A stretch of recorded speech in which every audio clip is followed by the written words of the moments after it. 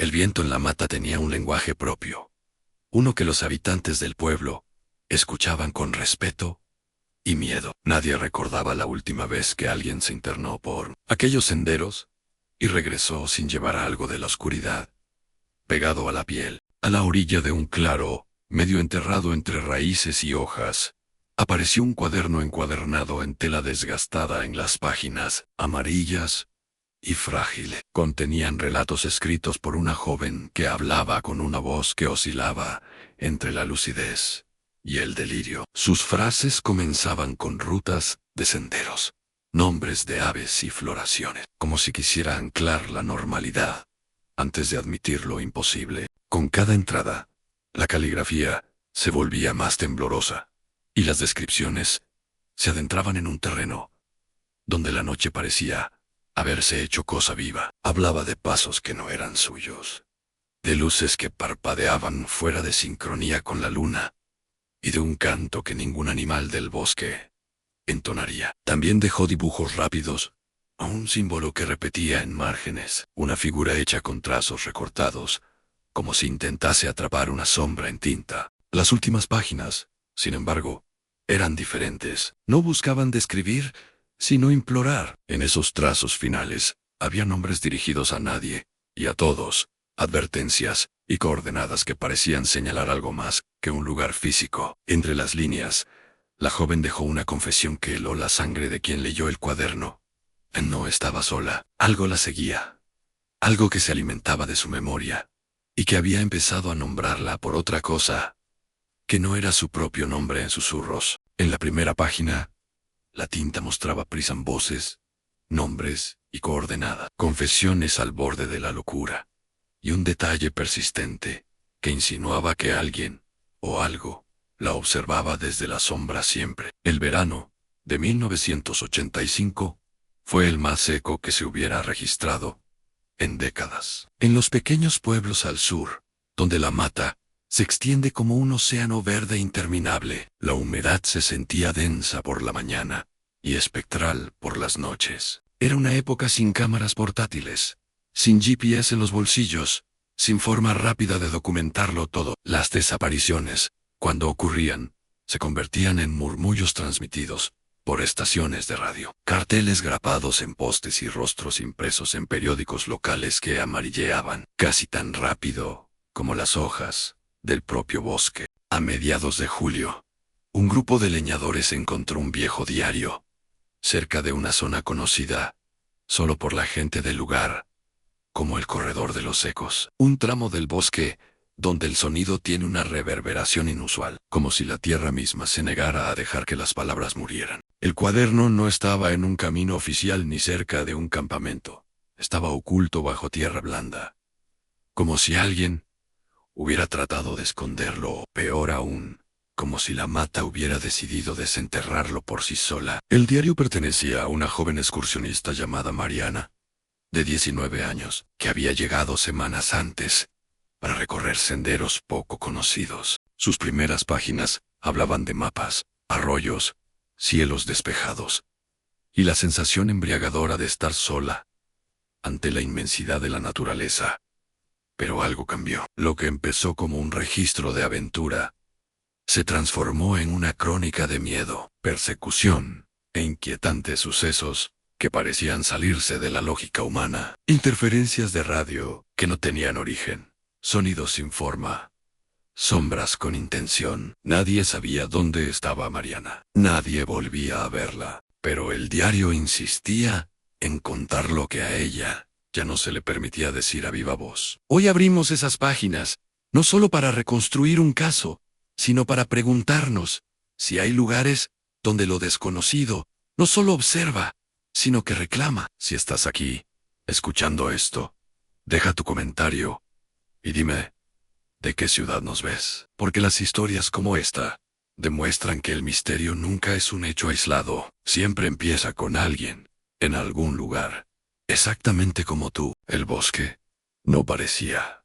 amenazante al principio. La mata, viva y densa, era la típica extensión salvaje del sur, un lugar que prometía aislamiento, aventura y descubrimiento. El primer día que Mariana escribió en su diario, todavía podía distinguirse el tono de una joven enamorada del senderismo, de la sensación de conectar con la tierra en estado puro. En sus primeras líneas se percibe la emoción de quien cree haber descubierto un mundo propio, lejos del ruido humano. Sus trazos eran seguros, las letras uniformes, la narrativa casi poética. No había miedo, no había duda, solo una vibrante necesidad de documentarlo todo. Mariana había llegado al pueblo de San Viento, un asentamiento modesto rodeado por senderos apenas trazados en mapas turísticos. Era hija única, criada en la periferia de una gran ciudad y acostumbrada a sentir que el mundo real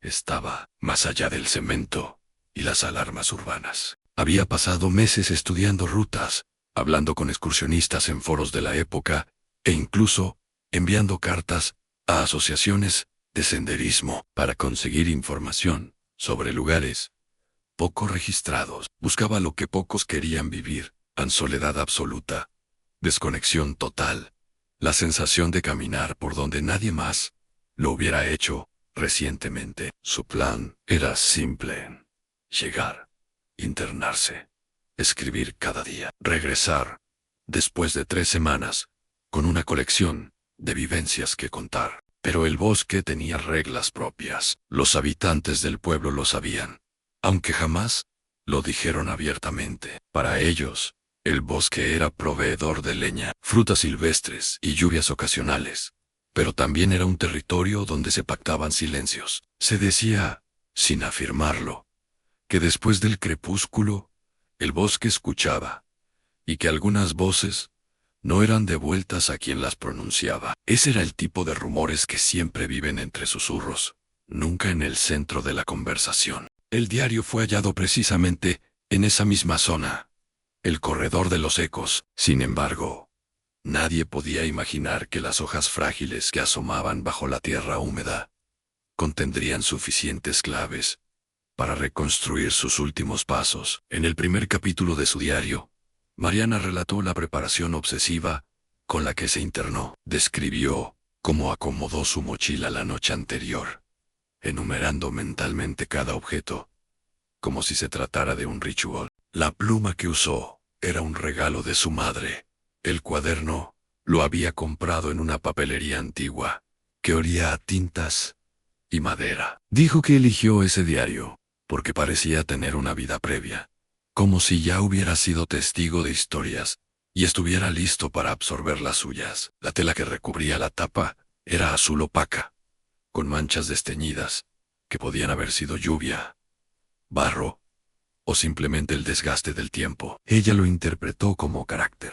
Y un cuaderno con carácter, para Mariana, era un lugar confiable donde depositar el alma. El sendero que eligió para comenzar no era el oficial, sino una bifurcación apenas perceptible que le había indicado un anciano del pueblo. Él no habló del corredor de los ecos, solo le dijo que por allí encontraría un arroyo que pocos visitaban, un lugar tranquilo, ideal para instalar un pequeño campamento base. Mariana escribió esa dirección como si recibiera un tesoro compartido, no como una advertencia velada. Sentía que cada indicio era una puerta a la autenticidad que tanto deseaba experimentar. El primer crepúsculo llegó con un silencio tan profundo que pareció envolverla como una manta. Ella interpretó ese silencio como una señal de victoria. Se había adentrado lo suficiente como para dejar atrás no solo a las personas, sino también al rastro artificial de la civilización. Desde ese claro inicial podía oír el murmullo suave del arroyo, intermitente, como una respiración lenta. En la hoja correspondiente al primer atardecer, hizo un pequeño dibujo del sonido, unas líneas onduladas que semejaban agua y viento, acompañadas de la frase: "A este lugar sabe callar conmigo". Un pensamiento que en retrospectiva se leería como profético. Del segundo día, no hay registro perturbador. Aún había luz y lógica en sus palabras. Habló de la espesa vegetación, de cómo el sol parecía filtrarse con dificultad entre las ramas altas, generando una tonalidad que no era ni plenamente iluminada, ni sombría. Describió insectos iridiscentes y flores que parecían desajustar su color entre la mañana y la tarde. Ese día también encontró una mariposa enorme, negra con bordes casi blancos, que volaba demasiado bajo, casi rozando su hombro. Para cualquier lector casual, sería solo una observación naturalista. Para quien leyó el cuaderno después, sería la primera insinuación de un patrón que tardaría en revelarse. En la tercera mañana, cuando el rocío todavía no había sido evaporado por el sol, Mariana notó que sus propios pasos parecían tener un retardo audible. No era eco normal. Era como si el sonido que producían sus botas no se repitiera en el aire, sino que emergiera desde el suelo mismo, amortiguado, y con un desfase de fracción de segundo. Ella lo anotó sin miedo. A mis pasos no vuelven, suben. Pensó que se trataba de acústica curiosa del terreno húmedo. No se le ocurrió que la húmeda topografía del bosque tuviera voluntad narrativa. El pasaje quedó registrado con fascinación, no con alarma. Los siguientes días confirman que Mariana era una observadora desmedida, capaz de maravillarse con detalles mínimos. Habló de la dirección del viento, de los tonos que adoptaban los sonidos en distintos puntos del sendero, y de cómo a veces parecía que la mata respondía a su presencia con movimientos sutiles y demorados, como si el follaje considerara antes de reaccionar. Es una joven buscando conciencia en lo natural, pero aún no interpretando agencia en lo sobrenatural. El séptimo día se presenta el primer indicio de inquietud narcisista del bosque. Mariana oyó, en pleno mediodía, un zumbido parecido a estática de radio sin receptor. Venía del interior, no del aire, no de un aparato. Lo sintió en el oído interno, más que en la atmósfera. Fue un sonido constante, sin melodía pero con cadencia. Un pulso parejo, que no subía ni bajaba. No era un ruido que pretendiera comunicarse. Era un ruido que se manifestaba como presencia confirmatoria. Lo anotó. Ah, no. Oigo el bosque. El bosque me prueba que lo oigo. Esa frase es el primer quiebre tonal del diario. Queda claro que algo empieza a trastocar la relación entre ella y el espacio. Ese mismo día, comenzaron los símbolos. Al margen de la página, apareció un dibujo repetitivo. Un círculo con 3 líneas internas que no parecían representar nada geográfico ni naturalista. Un símbolo improvisado, rápido, casi automático. Ella misma no supo describirlo. Solo dijo: lo dibujo, porque vuelve cuando cierro los ojos. Debería dormir menos con la linterna apagada. No dijo a qué volvía. Tampoco usó la palabra miedo.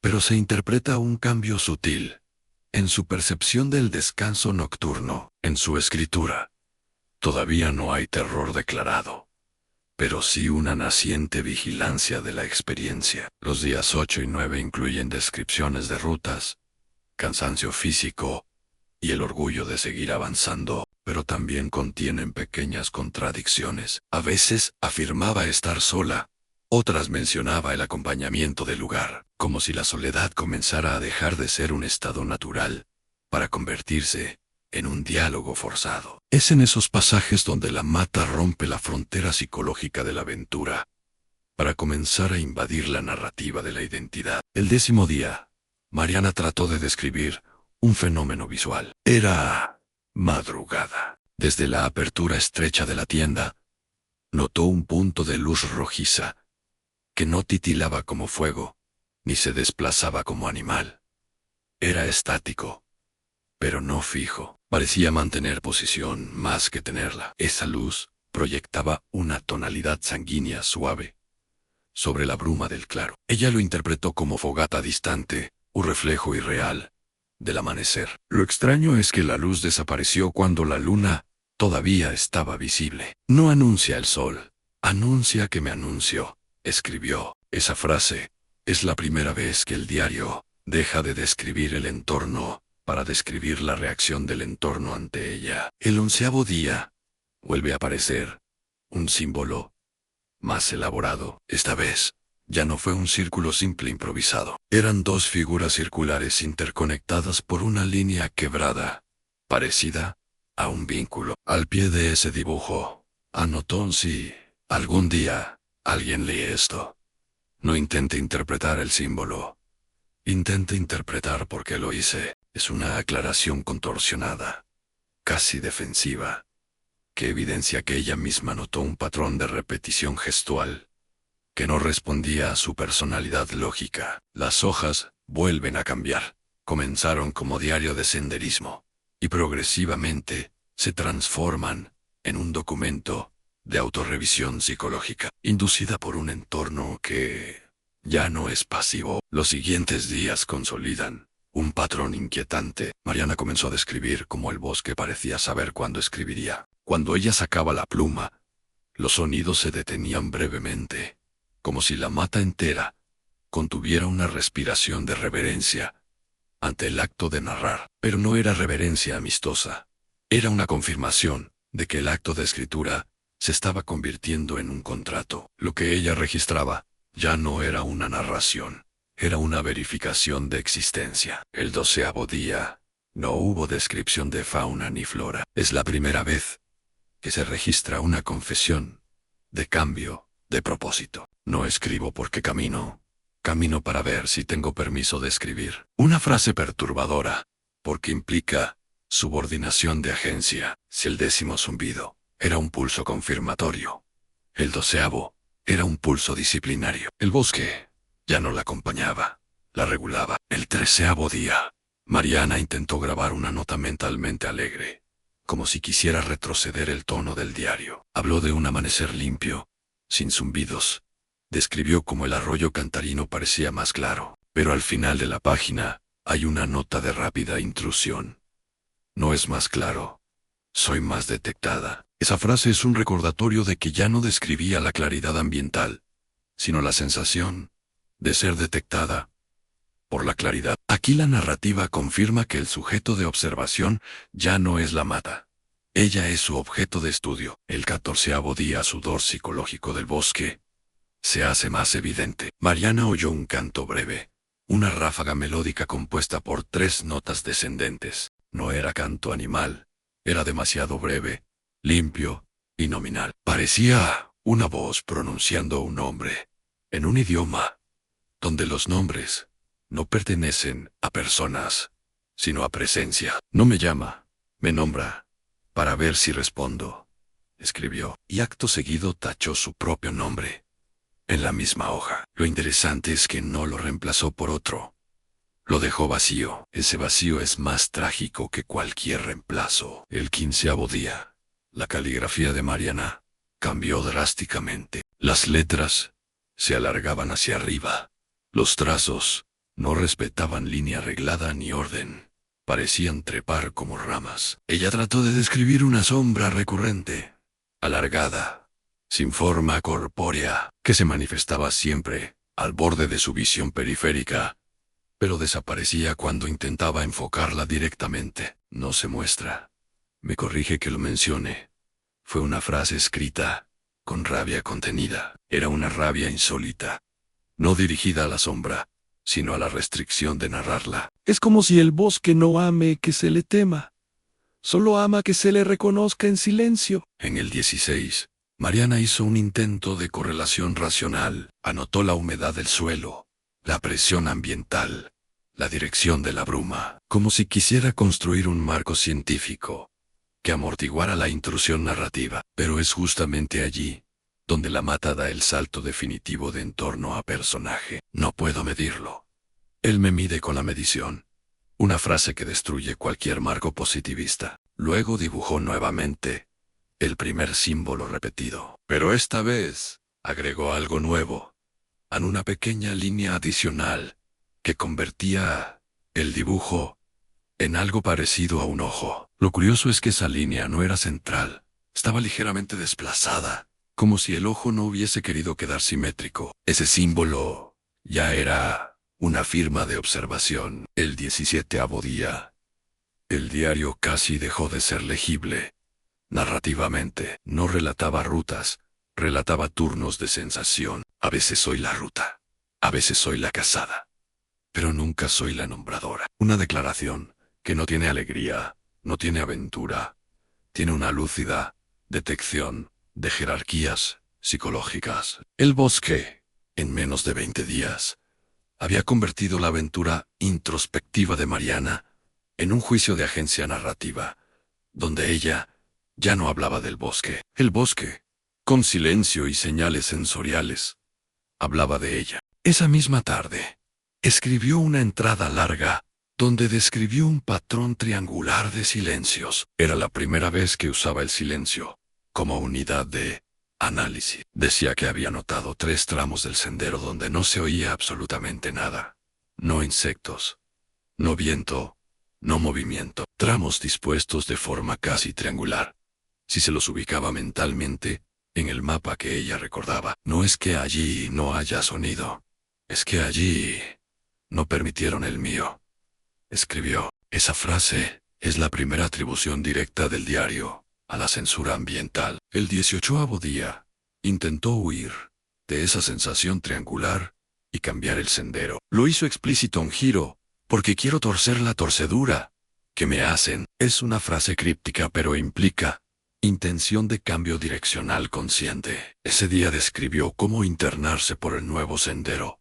La hacía sentir como si caminara a través de capas invisibles de reconocimiento. Cada 20 pasos la mata hacía un susurro breve, un roce de hojas que no se correlacionaba con el viento físico. Era un susurro dirigido, no acústico, casi lingüístico. Lo nombro porque ya me nombran si no lo hago, escribió. Aquí la lógica es contractual exchange psicológico, un reconocimiento negociado. El 19º día, la joven empezó a perder noción confiable del tiempo. Sus entradas hablaban de momentos repetidos bajo distintas mañanas. Sentía que a veces el mismo tramo de luz ocurría más de una vez al día, y que ciertas sombras parecían esperar su reconocimiento. No había agresión física declarada.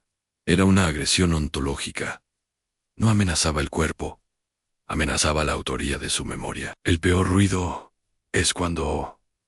No sé si recuerdo o me recuerdan la frase más estremecedora de la sección, porque no admite daño corporal, sino daño de soberanía cognitiva. No hubo entrada del día 20. Hay un espacio de página arrancado. Nadie supo si fue deliberación humana de Mariana, si se lo arrancó en un intento de borrar un testimonio, o si la misma mata la indujo psicológicamente a eliminarlo. El espacio vacío es la primera prueba física del entorno sobre el documento. Ese vacío habla más que cualquier descripción. A partir del día 21, la narrativa del diario ya no era aventura, sino supervivencia narrativa. Y aunque ese tramo no corresponde a este capítulo, el lector que halló el diario confesó después que fue precisamente esa sección inicial la que le hizo comprender que el cuaderno no era solo testimonio de desaparición, sino confirmación de que el bosque no es solo lugar de desapariciones, es un filtro selectivo de agencia narrativa. Los días siguientes a la llegada de Mariana estuvieron marcados por un patrón inquietante que aún no hacía saltar la alarma entre quienes luego leerían el diario. Pero, al internarnos en este segundo capítulo, el relato comienza a revelar que lo que Mariana experimentó no fue un descenso brusco hacia el terror, sino una erosión lenta y calculada de la percepción. No hay un punto exacto donde el miedo se instala. Hay una progresión casi geológica, como el desgaste de una roca bajo una corriente que nunca se detiene. El día 22. Si seguimos la cronología intacta que quedó después del espacio arrancado, la primera entrada recuperada muestra una caligrafía diferente a la de sus primeros días, pero no tan caótica como la del tramo final del capítulo anterior. Era una escritura que parecía contener un intento de control consciente. Una joven esforzándose por mantener el timón, cuando el río ya ha demostrado fuerza propia. La página comenzó con una afirmación simple. Hoy el bosque amaneció denso, como si la bruma no quisiera levantarse. Una frase naturalista, casi atmosférica, hasta que se lee el siguiente renglón. A la bruma no cubre el lugar, me cubre a mí en el lugar. Ese fue el primer indicio claro de desplazamiento del punto focal del entorno hacia su propio cuerpo. Ya no era el lugar el que la afectaba pasivamente.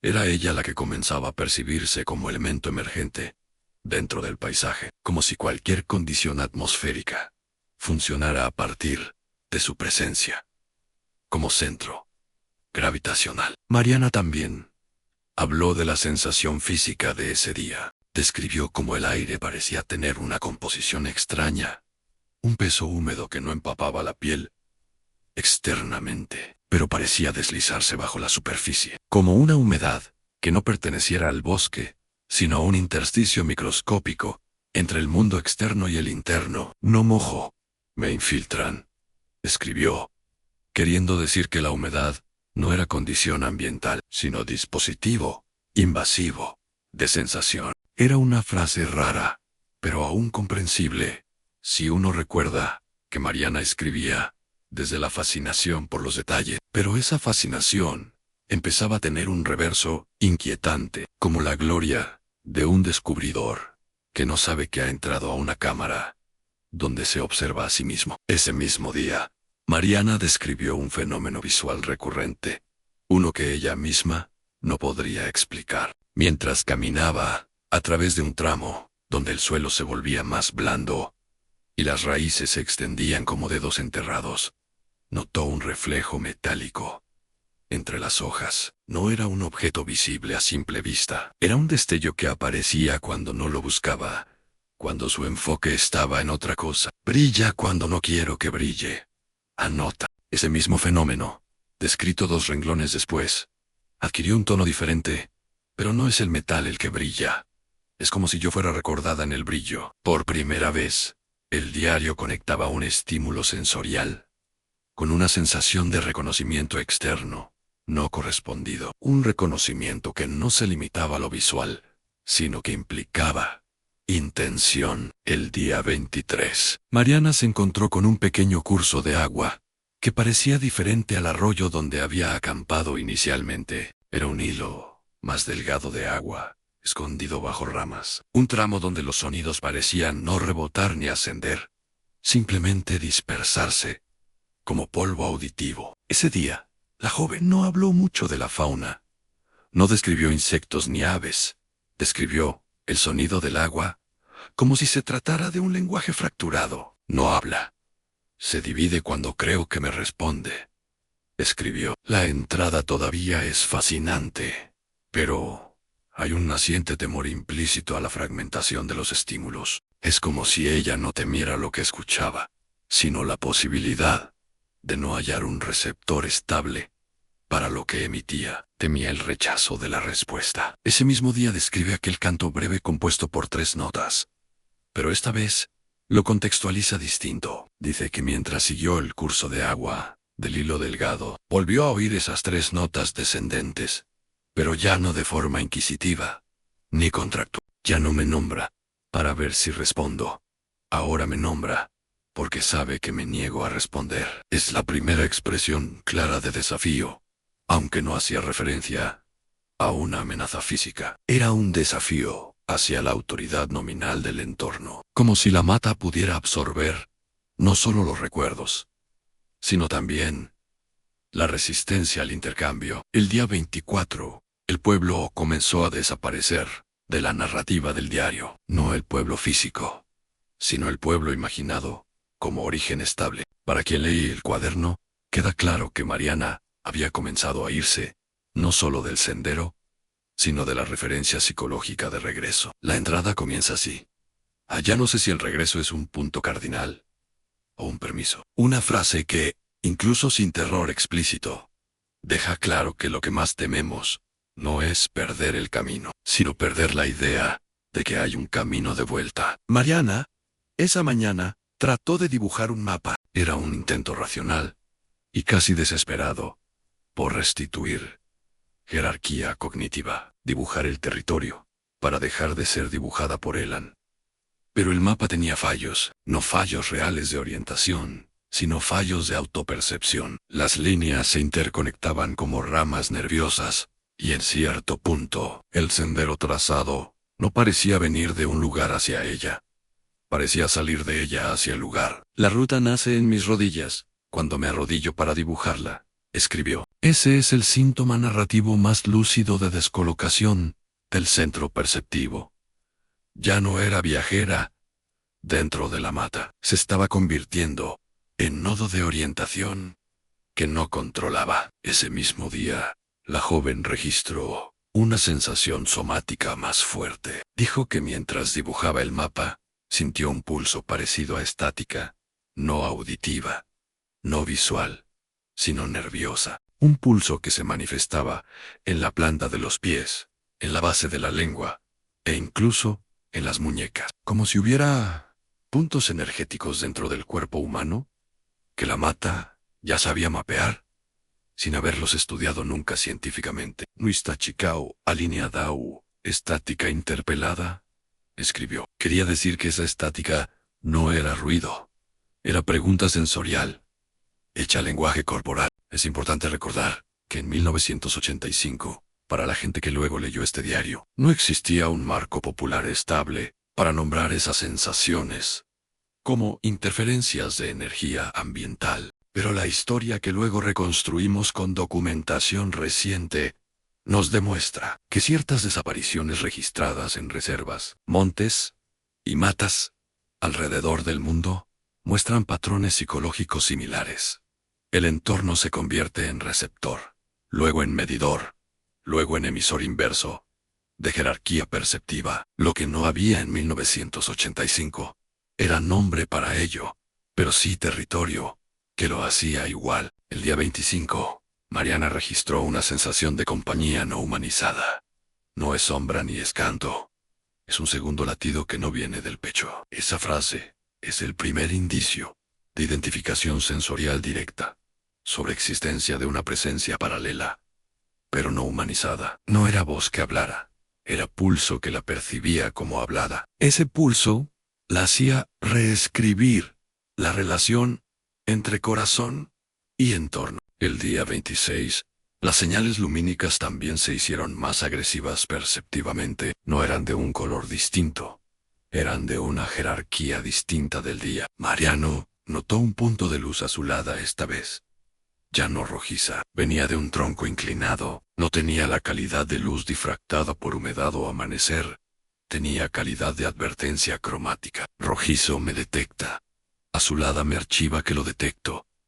Esa fue la frase. Por primera vez, el diario muestra que ella creía que el bosque no solo la veía, sino que catalogaba el reconocimiento cromático que ella le concedía. El color se había convertido en sistema de feedback. En cualquier investigación posterior, eso sería clave. El día 27, terreno sensorial disciplinario. Mariana notó que ciertas zonas del sendero habían comenzado a tener silencios inusualmente perfectos, pero diferentes a los silencios triangulares del capítulo anterior. Estos silencios no dispersan mi sonido, dispersan mi origen. Escribió. Quería decir que allí no se borraba la acústica, se borraba la idea de que ella podía ser origen estable del ruido. Era un silencio disciplinario, no un silencio de vacío, es un silencio de supresión nominal. El día 28, el diario describe la presencia animal más extraña hasta ese momento, no porque fuese un animal raro para la fauna del lugar, sino porque manifestaba un comportamiento instintivo a la narrativa de detección. Mariana registró un pequeño mamífero, parecido a un coati, pero su movimiento era extraño. No la evitaba, no la temía, no la investigaba. Por curiosidad animal, parecía que su desplazamiento confirmaba que no era protagonista de su propio movimiento. Camina porque caminan cuando lo camina, escribió. Esa frase es difícil de entender en aislamiento, pero desde la perspectiva de reconstrucción, implicaba que la fauna empezaba a manifestarse como piezas móviles dentro del sistema perceptivo no humano de la mata. El animal era testigo involuntario de arquitectura Mayo R. El día 29, Mariana habla de su resistencia. Resistencia no lógica, resistencia narrativa. Si no escribo, me escriben. Si escribo, me corrigen. Es una frase contractual de terror tácito. No un contrato que ella aceptó, un contrato que el entorno la indujo sin preguntarle jamás. Por primera vez, vemos una joven tratando de suspender el intercambio de jerarquías perceptivas, pero sin lograr restituir soberanía física u cognitiva del marco. Ese mismo día vuelve a dibujar el símbolo circular, ya transformado en ojo desplazado, pero ahora aparece al inicio de la página, no al margen. Cuando un símbolo sube de margen a encabezado, ya no es dudo, es firma de ojo rector de narrativa. Entre los días 30 a 34, la narrativa del diario alterna entre lucidez y un extraño positivismo del reconocimiento involuntario. Mariana trató de describir el entorno como si quisiera marcar territorialidad humana sobre la narración, pero cada intento se veía revertido por una conclusión perceptiva que le recordaba su posición subordinada, no al entorno físico, sino al esquema perceptivo, no humano, que ahora dominaba la escritura. Habló de sudor en las manos cuando escribía, habló de el hilo del tiempo que se enreda cuando creo describirlo. Habló de rutas que parecían retroceder cuando ella trataba de hacerlas avanzar cognitivamente. Pero lo extraño es que nunca mencionó un golpe, un forcejeo, un ataque corporal, sino un silencioso desgaste de agencia psicológica. Es el terror más difícil de investigar después. No deja heridas visibles, deja agencias borradas. El día 35 registra la primera vez que Mariana describe la palabra hambre, pero no hambre de comida, hambre de recuerdo que no se ha pedido por quien recuerda. Escribió. Esa frase implica que la agencia Mayo, ere del entorno, no parecía nutrirse de cuerpos, sino de la autoridad nominal de conceder memoria no pedida. Un tipo de hambre que no mata, pero nombra que puede matar si no se obedece. Lo fascinante, como investigador que más tarde leería el diario, es que, hasta este segundo capítulo, no hay una sola mención clara a una amenaza física. No hay una descripción directa de una forma corpórea. No hay un personaje antagonista humano o monstruoso en la hoja. Hay un sistema que empieza a usar la percepción de Mariana como lenguaje político sensorial. Eso es lo que más estremeció a quienes encontraron el cuaderno. No era un monstruo que la siguiera con dientes.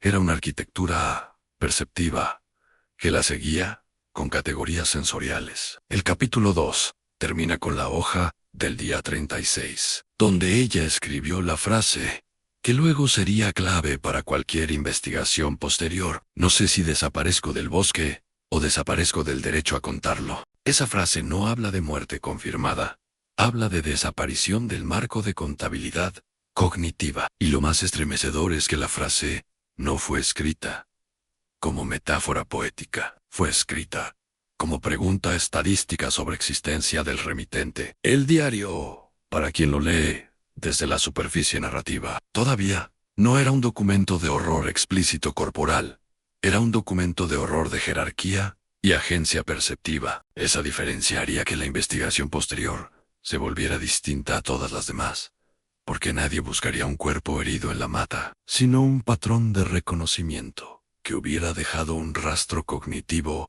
en la topografía selectiva del silencio. El día 37, Mariana no caminó durante horas. Lo confesó en una entrada breve que rompía la inercia de las narraciones de exploración. Me quedo, escribió, pero no agregó motivos de cansancio físico, deshidratación o lesión. Era un quedarse que parecía responder a un agotamiento de la identidad, no del cuerpo. Ese día la joven registró la sensación de que el bosque ya no tenía transiciones suaves, sino con puertas invisibles, zonas donde la percepción parecía reorganizar la lógica de quien la experimentaba. Era el primer nivel de ruptura consciente del diálogo entre interioridad y exterioridad. Ese día también fue el primero en el que mencionó que había oído su nombre completo en el viento, pero no era un murmullo claro, era una articulación descompuesta. No me llama igual. Llama el nombre, como si lo reconociera por piezas. Anotó, describió como las sílabas no venían desde una dirección concreta del aire. Parecían brotar desde distintos puntos del follaje, como voces corales sin intención colectiva, sino sistemática. Una voz No necesitas ser humana para hablar tu nombre. Cuando tu nombre deja de ser refugio acústico y se convierte en una clave de atención ambiental. El día 38 fue el primer intento claro de negación frontal. Mariana dejó de hablar de flores y sonidos contractuales y llevó la narrativa hacia un manifiesto íntimo. No seré ruta ni remitente. Soy yo, aunque no lo reconozcan. Era un intento de reasegurar soberanía personal, el primer gesto explícito de resistencia narrativa. Lo que a la joven no se le ocurrió es que la resistencia, en algunos territorios, no se castiga con violencia corporal inmediata, se castiga con insistencia y retroalimentación perceptiva. El castigo puede ser ontológico, no físico. Ese día no hubo interferencia auditiva, ni estática visual, pero hubo algo más fuerte, una ausencia aparente de conversación natural del entorno. Ella misma lo entendió, como pausa expectante. Cuando me niego, calla para mostrar que no aceptar mi sonido es el sonido que debo temer. Anotó. Aquí el silencio se convierte dialécticamente en presencia antagonista. Hay silencios que descansan.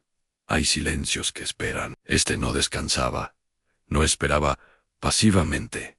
Esperaba dirección de reconocimiento invertido. El día 39 retornaron las interferencias auditivas, esta vez con más cadencia, sin ruidos sueltos. No se parecía a un fallo de radio. Se parecía a un intento de restituir el contrato sensorial por insistencia rítmica. Era una estática que se repetía, en ciclos de 7 golpes sonoros, que Mariana no podía correlacionar con ningún estímulo visible, ni corpóreo. No es patrón del aire, es patrón de turnos.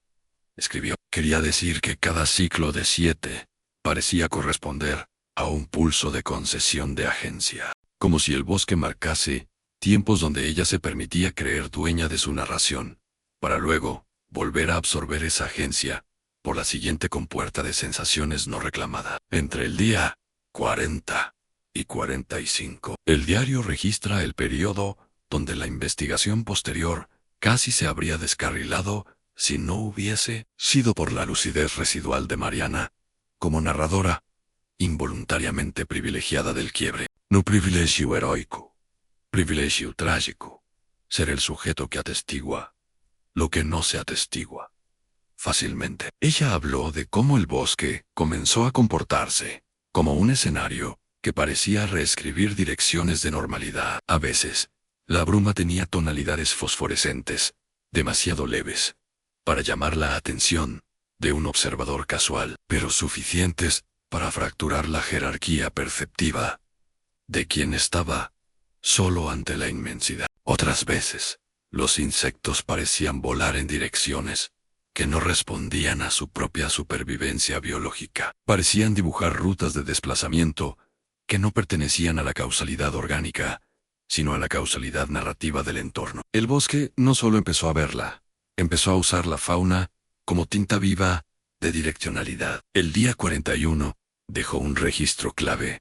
A las aves no cambian su vuelo cuando paso, cambian su vuelo cuando creen que no anotó el paso. Eso implicaba que el bosque, para ese momento, ya no solo marcaba presencia a través de silencios y luces, marcaba presencia a través de ilusorios sistemas bioadaptativos que parecían tener un reconocimiento más profundo que el animal que lo manifestaba. Un reconocimiento rector. El día 42 describió un hallazgo físico singular, un árbol inclinado, cuya base estaba rodeada por piedras colocadas en forma de semicírculo, casi perfecto. No eran piedras naturales dispuestas por azar geológico. Eran piedras en concesión de dirección perceptiva. Un altar sin religión humana. Un semiciclo, sin intención de venerar, sino de confirmar observación. Lo describió como marca. Ese día, también dibujó el símbolo del ojo desplazado. Al inicio de la hoja. Ya no era un encabezado, era un canal de retorno perceptivo. El día 43, la joven notó que la pluma que usaba a veces parecía no escribir de inmediato. No era que fallara la tinta, era como si el renglón se negara a recibir el trazo, hasta que el pulso del entorno hubiera marcado su cadencia de existencia perceptiva. No escribe cuando quiero, Escribe cuando soy autorizada a recordar que escribo. Anotó. Esa frase, más tarde, estremecería a los investigadores porque implicaba que la intrusión ya era ejerciéndola desde el marco físico del utensilio de narración. El día 44 incluyó un primer síntoma autorreflexivo, más corporal. A mis manos ya no tiemblan cuando escribo por cansancio. Tiemblan cuando no sé si sostengo el diario o el diario me sostiene. Esa frase no admitía terror físico corporal, pero sí terror de dependencia y ownership del objeto. Cuando ya no eres dueño de tu cansancio, solo eres dueño de la pregunta sobre quién decide tu cansancio. Ya cruzaste un Rubicón narrativo ambiental. El día 45, sin embargo, empezó el período más extraño, la zona de claridades duplicadas. El bosque comenzó a repetirle fragmentos de experiencia sensorial. No repetición exacta, sino recolocación narrativa. Mariana describió que vivía el mismo claro a distintas horas del día, pero cada vez con un pequeño desfase somático, un pulso más lento, una bruma más baja, un insecto que brotaba igual, un tramo de silencio similar, pero no idéntico. No soy prisionera del claro, soy prisionera del intento de confirmar que es el mismo. Anotó. Esa frase es escalofriante, porque no hablaba de horror simbólico, hablaba de horror de contabilidad sensorial y memoria comparativa selectiva. El día 46, el primer golpe no físico del contrato sensorial. Mariana no pudo caminar por un tramo que parecía rectilíneo, pero no era rectilíneo cognitivamente. Recta que me impide rectar la memoria. Una recta encriptada. Para esa tarde, ella comenzó a sentir una leve compresión auditiva en las sienes, como si la comprensión no fuese auditiva, fuese topográfica, interna. No me comprimen el oído, me comprimen la idea de que oigo porque debo oír para que lo dibuje, escribió. Y dibujó el símbolo nuevamente. Los siguientes días, del 47 al 54, son el período donde el diario comienza a usar un tono de lucidez y horror más combinados, aunque aún no declara violencia corporal explícita. No porque no existiera, sino porque todavía no había sido traducida a un marco narrativo estable del testimonio. Mariana describió cómo la mata y el entorno comenzaron a manifestarse como un sistema de reescritura direccional. Dijo que, a veces, cuando trataba de trazar orientación cardinal en el mapa parecía funcionar perfecto. Pero cuando trataba correlacionarlo con memoria corporal, la correlación fallaba sistemáticamente. No. Yerra el trazo. Yerra mi origen del trazo. Es decir, el bosque no borraba el espacio. Borraba el origen confiable del gesto humano sobre el espacio. Es allí donde aparece la primera señal que el pueblo reconstruiría después. Una radio abandonada medio enterrada, a 30 metros de donde encontraron el diario. Nadie supo cómo aparecía esa radio.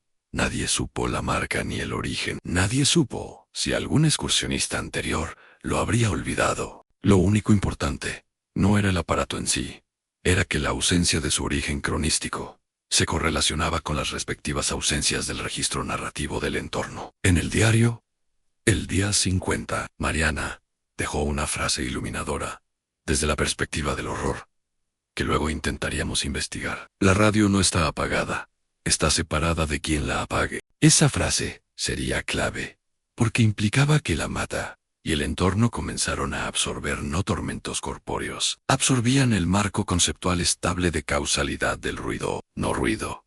Causalidad de ruido. Eso no se investiga con linternas, se investiga con patrones psicológicos. El día 52, la mata ya no funcionaba como remanso narrativo, arcotherapy de entorno. Funcionaba como una zona de decisión perceptiva sobre la historia del desplazamiento. Porque ese desplazamiento ya no era solo geográfico, sino identitario. No soy yo la que se interna. Es la internación la que decide cuando me percibe internada. Anotó. Ese mismo día, registró el primer dibujo, totalmente informado, por rechazo, de Agency del bosque. Una figura alargada que parecía humana, pero con brazos demasiado finos. Un trazo que la joven dejó acompañado de la frase humano no es forma. Humano es agency reclamado, para no ser devuelto al remitente. Aquí la forma humana del dibujo empezaba a tener una intención clara: desencriptar la jerarquía psychological mayor del bosque. Del día 53 al día 61, el terror del diario no se traduce en violencia, sino en estado. Los símbolos ya no los dibujo con la mano, los dibujo con turnos de exhalación. Quería decir que a veces dibujaba, no por intención, sino por necesidad rítmica del cuerpo, reclamada por el entorno. Ese periodo también registra el primer síntoma de hambre cognitiva del lugar sobre la memoria. Ya no tengo hambre de comida. Tengo hambre de que lo mío no sea pedido para existir como recordado. Anotó. Esa frase implica que la identidad de Mariana había entrado a un juicio, donde lo que más tememos no es perder el hambre, sino perder el ownership confiable del hambre. El día 63.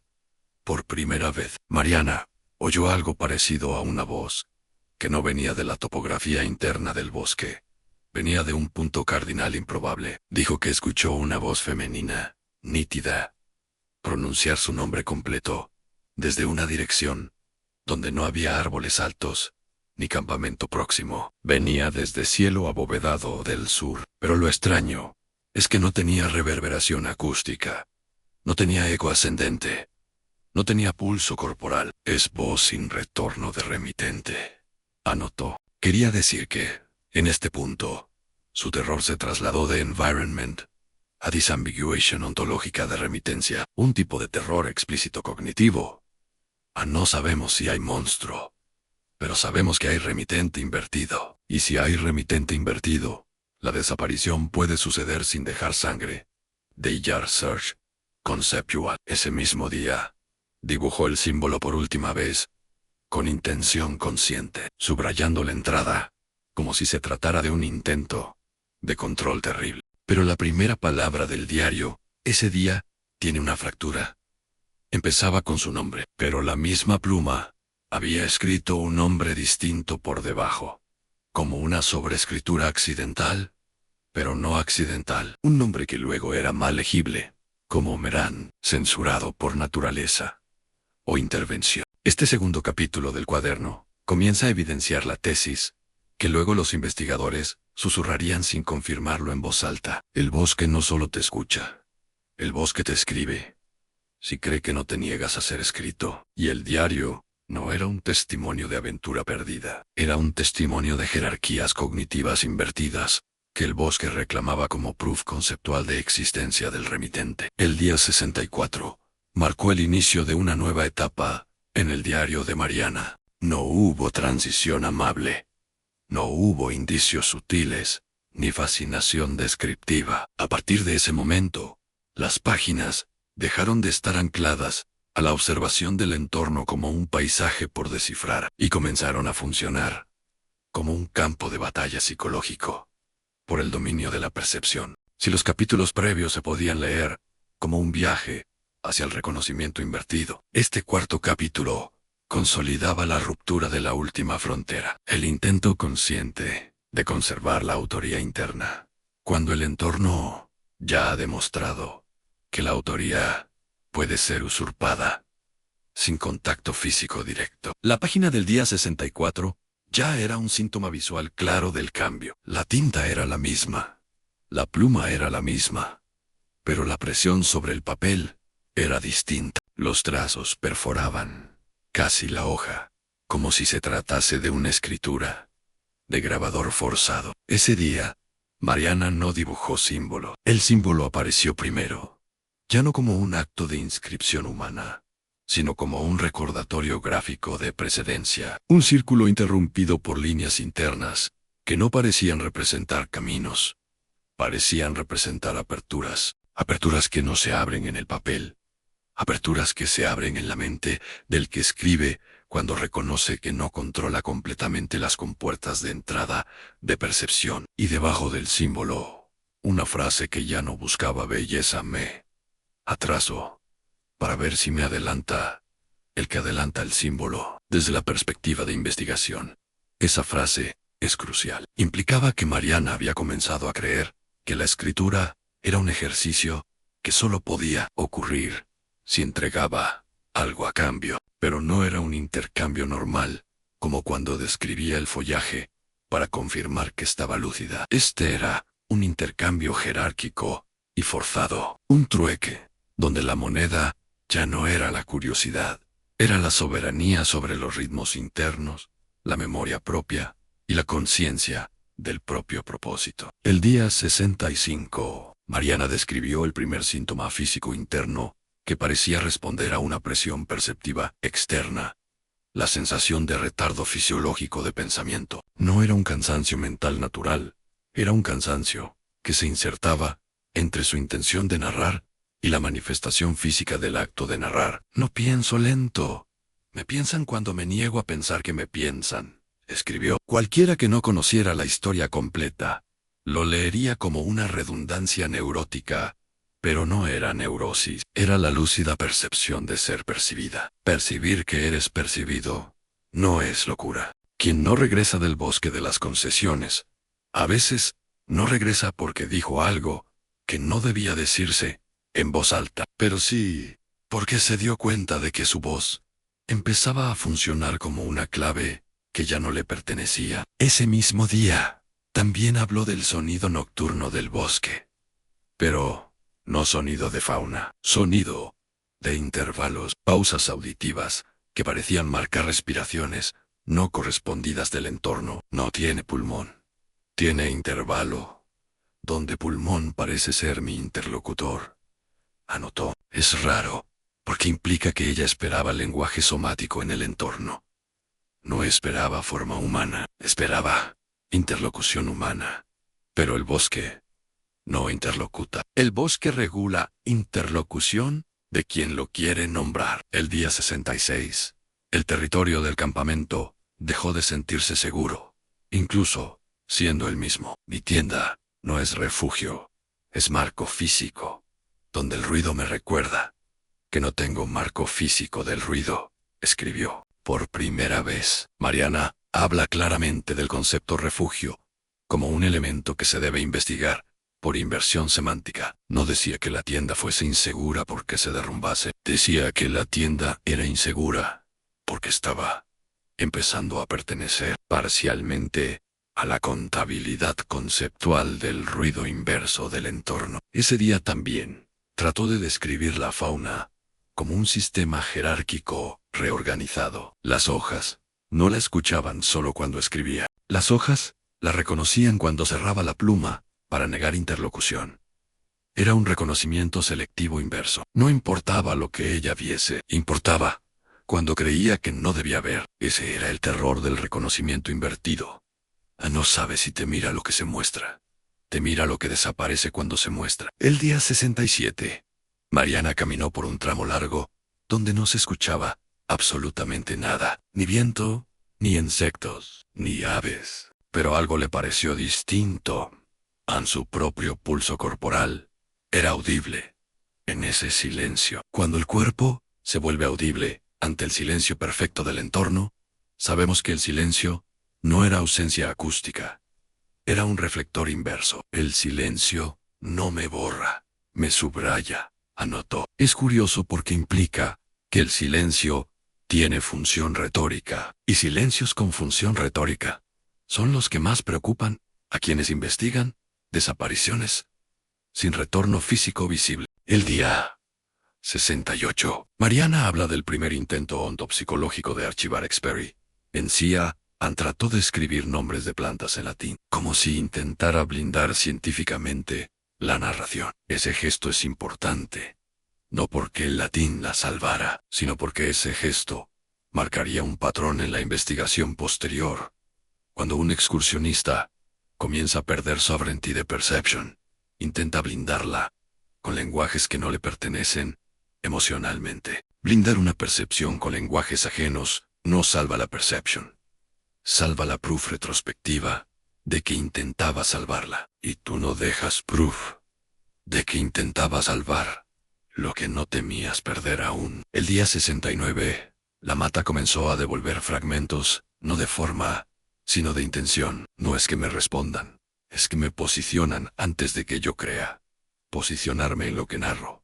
Esa fue la frase. Cada intento de escribir rutas, nombres y claridades era revertido por una recolocación conceptual forzada. No recolocaba el bosque, recolocaba el origen confiable de su identificación somática del entorno. Entre el día 70 y el día 80, el diario registra un periodo de lucidez agotadora. Hay lucidez esperanzadora y hay lucidez agotadora. Esta era lucidez agotadora. Mariana no deliraba sobre entidades demoníacas tradicionales, no nombraba maldiciones explícitas, no describía criaturas corpóreas monstruosas, describía la erosión jerárquica de la percepción y la sensación de que algunas zonas de la mata comenzaban a disciplinar el propósito humano sobre lo que ella consideraba natural describir. Esa sección es la clave del cuarto capítulo. Es cuando la desaparición comienza a investigarse como una pérdida de agency, no una pérdida de direction. Cuando investigas agency perdida, no investigas corpo herido, investigates, o contrato conceptual invertido entre lo que el entorno silencia y lo que luego se permite ser leído. El día 72, Mariana escribió por primera vez una frase completamente cortada, en tono racional. No sé si el sendero es mío, o si soy del sendero, cuando él decide ser sendero en mí. Esa frase destruye cualquier expectativa de clareza del remitente. No es metafísica aspiracional, es ownership perceptivo, invertido. En cualquier investigación, eso sería internal contamination of agency. Pero internal contamination of agency no se investiga con flashlight. Investigates un pattern residual de una jerarquía psicológica del documento. El día 75 incluye la entrada más extensa del capítulo. El archivo que me archiva no es la noche, es la conciencia del remitente, que decide cuando yo creo ser la que remite. Este cuarto capítulo do diario nos demuestra algo fundamental para el canal Anai. Territorios donde la desaparición no es un hecho físico aislado, es un proceso semántico de autorización perceptiva invertida. La mata, en ese momento, ya no era un personaje que la joven describía, era un adjudicador silencioso de la interlocución. Cuando Mariana sacaba la pluma, el bosque retenía silencio. Cuando la guardaba, el bosque devolvía ruido. El ruido no venía de forma corpórea, era un ruido rector conceptual que parecía juzgar la agency de la joven. El día 79, Mariana trató de describir la palabra libertad, pero cuando escribes libertad, mientras investigas agency usurpada, no describes aspiración, describes disambiguación conceptual. Da agency. Libertad es donde reconozco que no me preguntan si la tengo. Esa fue la frase, esa muerte silenciosa de la agency. Que más tarde hallaría un nudo investigativo difícil de desatar. El día 80. El diario registra los primeros indicios de un nuevo terror circular. El terror de leer tu propia handwriting, como si ya no te perteneciera del todo. Me repito. Cuando leo que me repiten, escribió. Y lo inquietante es que esa frase se correlacionaba con la progresiva descomposición de la agency perceptiva, no sobre lo que estaba fuera, sino sobre lo que ella misma Kamens, a ver cómo, no, totalmente interno, desde la perspectiva humana de investigación, sin superstición, superficial. Cualquier investigador que no supiera de lo que hablaba esa hoja, la arrojaría como nota neurótica. Pero en nuestro canal, sabemos que no se investiga neurosis, se investiga pattern, que neurosis parece neurosis, pero no es neurosis. Es reconocimiento rector conceptual do territorio inversor de agency narrativa. El día 81, Mariana describió un intento de describirse a sí misma como remitente última del documento. Pero ese intento falló contractualmente por pattern. No escribo para volver, escribo para ver si me dejan volver. La frase más trágica del capítulo. Porque cuando uno escribe para ver si le conceden volver, es porque el volver no es un punto geográfico. Es un punto ontológico inverso. Do ruido. Esa frase sería clave. Porque o contrato conceptual del diario, dejó de ser aventura, dejó de ser reconocimiento pasivo, se transformó en jerarquía conceptual invertida, ruido que no deja eco físico, deja eco de contabilidad cognitiva invertida. Lo que Mariana no comprenda, aún, es que el terror signature del entorno no es violencia corporal, y signature of memory regulation. El cuarto capítulo del diario termina con una frase que luego nos sirve para abrir el siguiente nivel de investigación. No desaparezco de aquí, desaparezco del derecho a decir que estuve aquí, sin que me nombren como la que estuvo, porque me juzgaron que estuve. Esa frase, aunque no deja heridas corporales, deja heridas semánticas de agency, y desapariciones con heridas semánticas de agency son los casos más escalofriantes de todos, porque nadie los puede investigar con flashlight. Solo se investigan con patrones conceptuales residuales. Para el momento en que Mariana escribió el capítulo final de su diario, la narrativa ya no era una búsqueda del entorno, ni una resistencia filosófica a sus silencios. Era otra cosa. Ya estaba poseída por una lógica de intercambio, donde ni el espacio, ni el tiempo, ni la memoria tenían dueño asignado. Y cuando un relato pierde remitente cognitivo estable, la investigación posterior no busca pistas tradicionales, busca residuos conceptuales que no deberían tener cuerpo ni sonido, pero empiezan a tener jerarquía propia en la mente de quien escribe. Esa regresión final del diario es lo que en cualquier investigación moderna llamaríamos un testimonio de frontera extrema, donde el miedo no viene de lo que se escucha afuera, sino del desfase, del reconocimiento interior, ante lo que se impone como anterioridad retórica del lugar. El día 82 comenzó con un signo alarmantemente sereno. Mariana no escribió durante la mañana, pero dejó un párrafo extenso por la tarde, tratando de registrar el retardo sensorial de su intención. No escribí, porque el bosque escribió que no escribiría yo. Fue la primera frase. Y lo inquietante es que ya no lo decía con miedo, Ann. Lo decía como si se tratara de una constatación burocrática de jerarquía perceptiva. El terror burocrático es mucho más difícil de descomponer que el terror explícito corpóreo, porque no deja sangre, deja contrato conceptual. Y si hay un contrato conceptual, hay un remitente que exige anterioridad sin jamás mostrarse en forma, en sonido, ni en necesidad biológica tradicional. Ese mismo día, Mariana comenzó a describir la sensación de estar entrando a un sistema de referencias que se desreferencia cuando intentas nombrarlo. Hablaba de cominas que parecían plegarse sobre sí mismos, no en geografía física, sino en topografía psíquica. Mis direcciones ya no señalan el bosque, se señalan entre sí, como si yo hubiera sido la que giró cuando giraron sobre mí. Una frase que refleja, no desorientación, sino metareconocimiento invertido. Es el terror, donde no sabes si te perdiste tú, o si te archivaron, que te podías perder. El día 83 describió la primera señal corpórea no clásica, en ramas amarradas, no rotas, formando una figura espiralada colgada de un árbol alto, signo que nadie del pueblo recordaba haber visto antes. No era un signo religioso humano, era un signo de regulación simbólica interna. Espiral porque no espiralo yo. Espiralan cuando espiralan sobre mí. La frase más retórica de ese día, lo que el lector casual no entiende, es que el entorno no le devolvía una forma espiralada, le devolvía el recuerdo de que ella era un nodo que podía narrar la forma, y eso implicaba que el bosque ya no era escenario, era regulador del lenguaje, con el que luego se narraría que ella no podía ser protagonista en los silencios selectivos del entorno. El día 84, Mariana empezó a hablar del color como categoría de invasión narrativa. No es rojo ni azul cuando se muestra.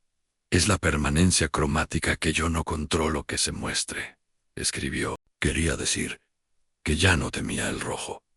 Temía el criterio con el que el entorno devolvía colores que parecían intencionales, como feedback perceptivo. Este es el tipo de terror que cualquier investigador policial clásico ignoraría porque no hay un marco físico de daño que correlacione viento u luces con lesiones. El día 85. La joven registró la primera correlación temporal improbable. Comenzaba a sentir que cada noche no era simplemente una progresión natural del crepúsculo. Era un marcador rítmico, donde el entorno comenzaba a medir agency de la memoria como moneda de intercambio. No dormí porque no me dejaron dormir sin que yo creyera que dormía para ver si era contada como dormida.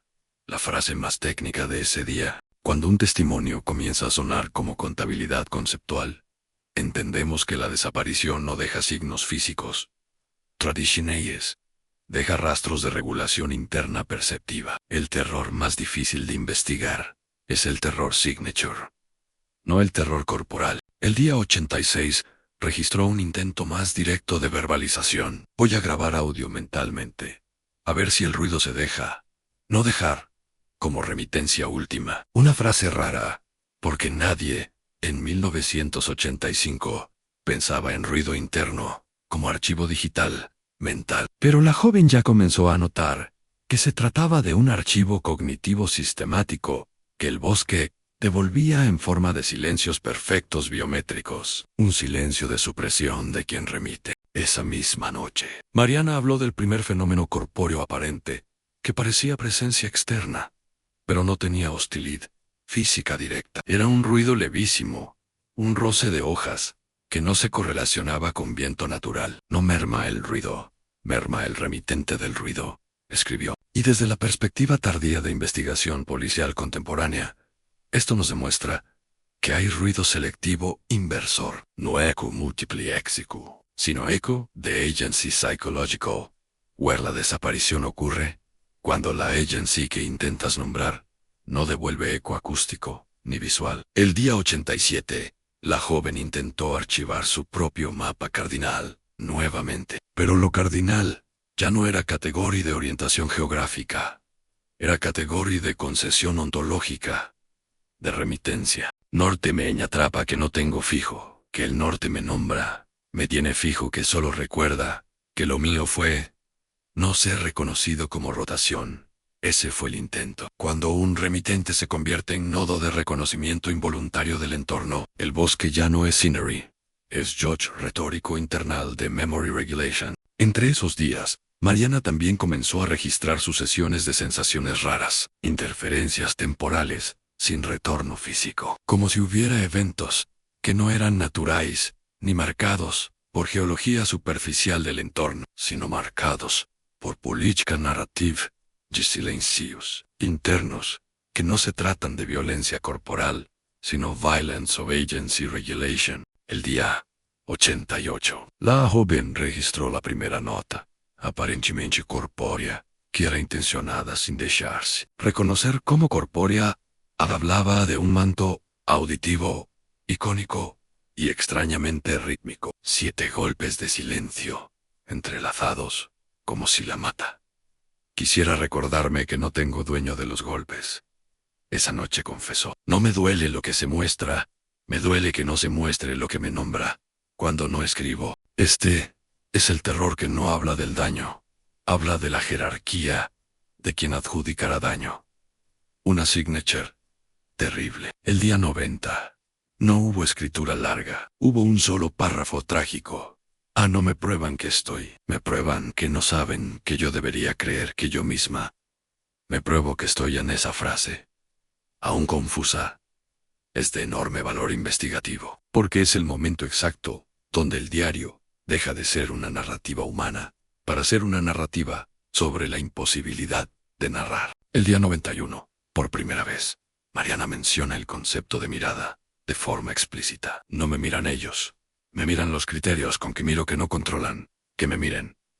Y acto seguido, dibujan nuevamente el símbolo del ojo desplazado, pero con una diferencia.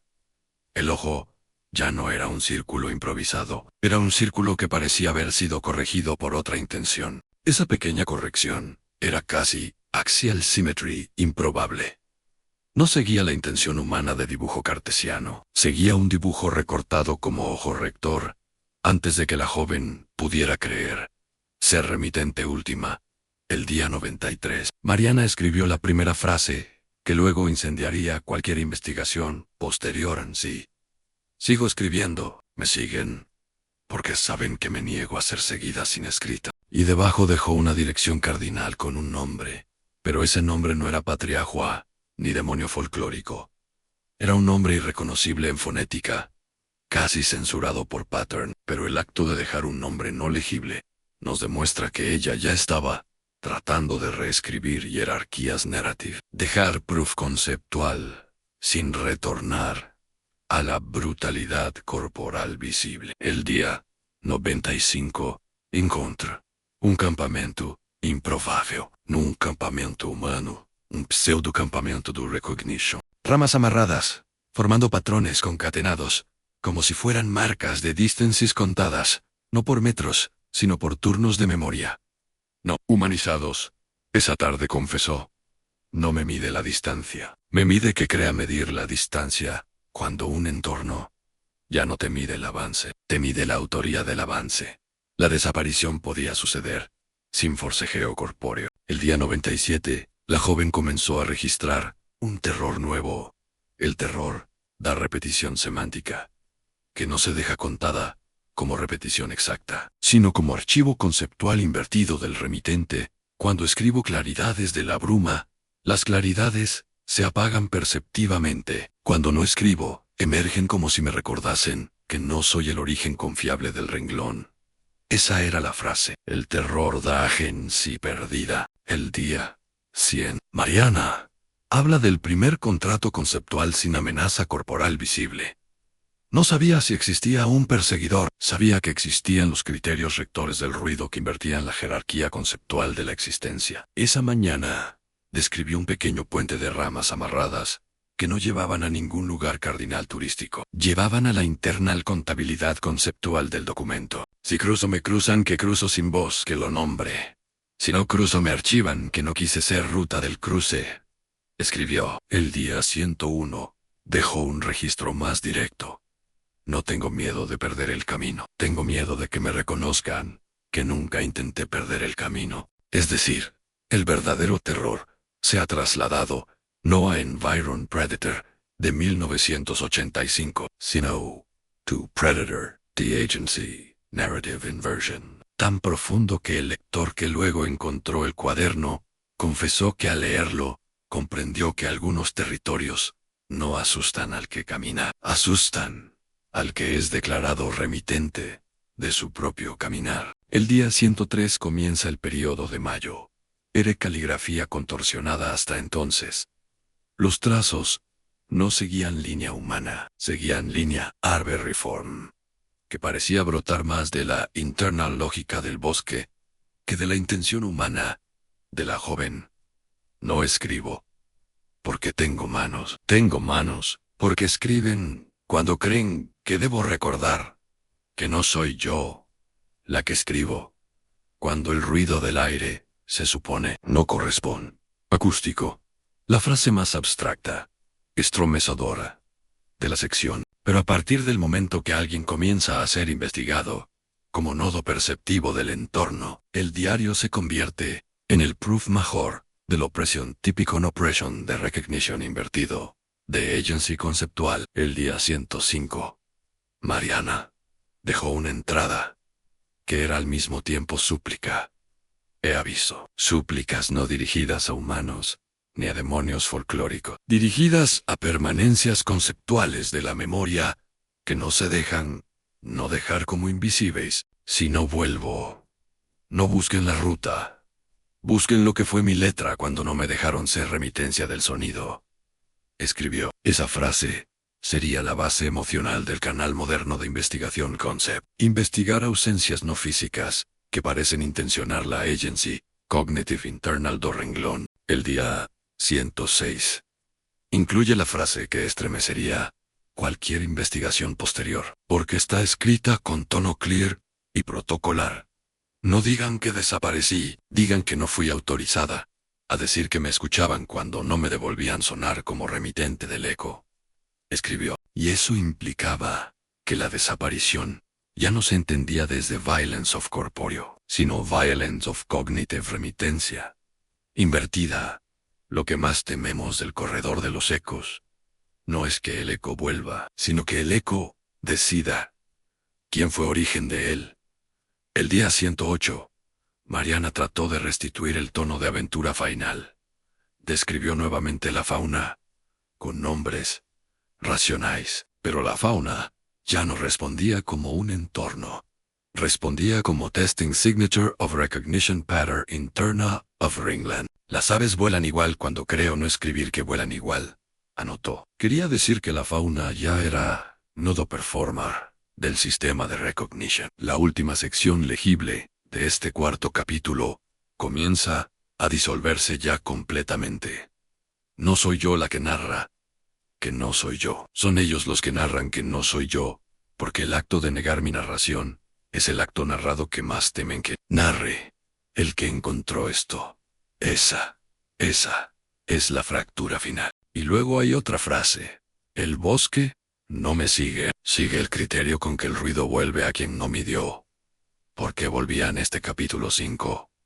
No termina con un cliff físico, termina con un cliff conceptual. El horror de Ixado, la incapacidad de saber si se borra tu cuerpo o se borra el ownership del renglón que confirma tu cuerpo. Y la primera tarea de cualquier investigador no es encontrar un fantasma o un demonio, es encontrar la última exhalación legible del remitente humano, porque la desaparición no era corporal, era narrativa. La joven había entrado al bosque buscando soledad y aventura. La mata devolvió silencio midiendo no el paso, sino el derecho a nombrar que el paso era suyo. El diario fue lo único que quedó, pero también fue lo único que no debió quedarse. En cualquier investigación policial tradicional, el punto final siempre es el rastro físico, la evidencia visible, algo que pueda tocarse, medirse o fotografiarse. Pero este caso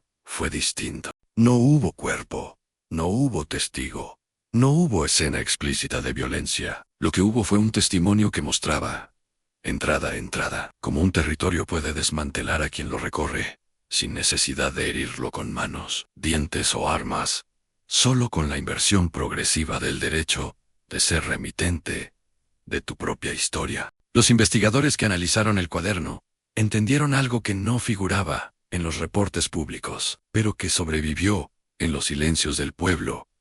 A Mariana no solo desapareció en la mata, desapareció dentro del acto mismo de tratar de dejar una versión fiel de sí en sí.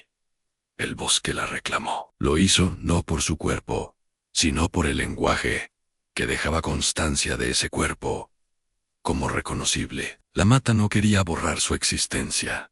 Quería borrar la autoría de su existencia sobre el registro. El cuaderno sobrevivió bajo tierra, como si la mata hubiera decidido que debía ser leído después. Porque hay lugares donde no desaparecen personas, desaparecen jerarquías de voz. Y cuando una jerarquía de voz es invertida, ya no hay mapa que orientar, tampoco nombre que salvar. Hoy, 40 años después, el correo del reconocimiento sigue siendo el mismo en sí.